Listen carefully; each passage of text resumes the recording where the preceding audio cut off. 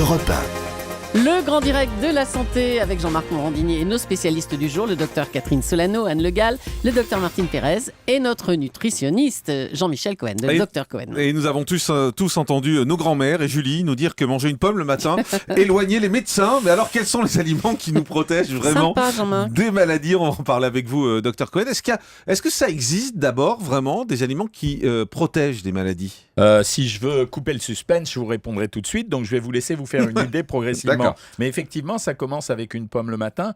Et une des choses les plus drôles, ça a été le paradoxe français. C'est-à-dire quand on nous a dit que le vin nous protégerait des maladies cardiovasculaires. En réalité, contrairement à ce qu'on raconte, dans le vin, ce qui pourrait nous protéger, c'est les antioxydants qu'on y trouve, les fameux polyphénols. Mais si on creuse un peu plus, on se rend compte que pour arriver à une dose qui soit protectrice, il faudrait prendre un minimum d'une centaine de litres de pinard par jour pour arriver à de la protection. En réalité, le vin, dans ce qui protégeait dans le vin, c'était l'éthanol, c'est-à-dire la petite goutte d'alcool. Donc il aurait suffi de prendre 2 à 3 cuillerées à café de vin pour bénéficier de l'effet protecteur. Mais quand les fabricants de n'importe quel aliment se sont rendus compte que l'argument était plutôt marrant et pas mal et que ça servait à vendre les produits, ils sont commencé à le décliner dans tous les sens. Ce fut l'histoire du chocolat il y a 3 ans ou 4 ans où on vous a dit finalement le chocolat vous protège de l'hypertension artérielle. En réalité, le chocolat protégé de l'hypertension artérielle quand les gens en mangeaient environ 2,5 grammes par jour, c'est-à-dire un demi-carré. Alors à vous, mesdames qui êtes présentes dans ce studio, j'expliquerai pas que le chocolat, en manger un demi-carré pour protéger son hypertension artérielle, ça suffit pas quand même à nous donner du contentement.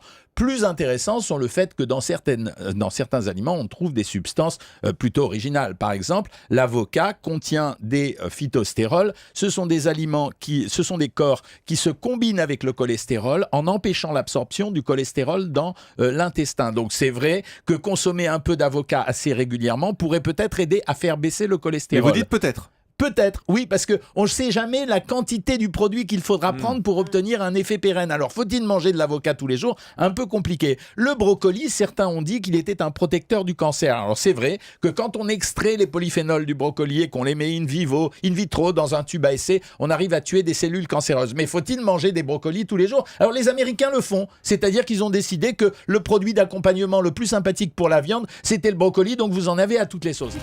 Le grand direct des médias, Jean-Marc Morandini.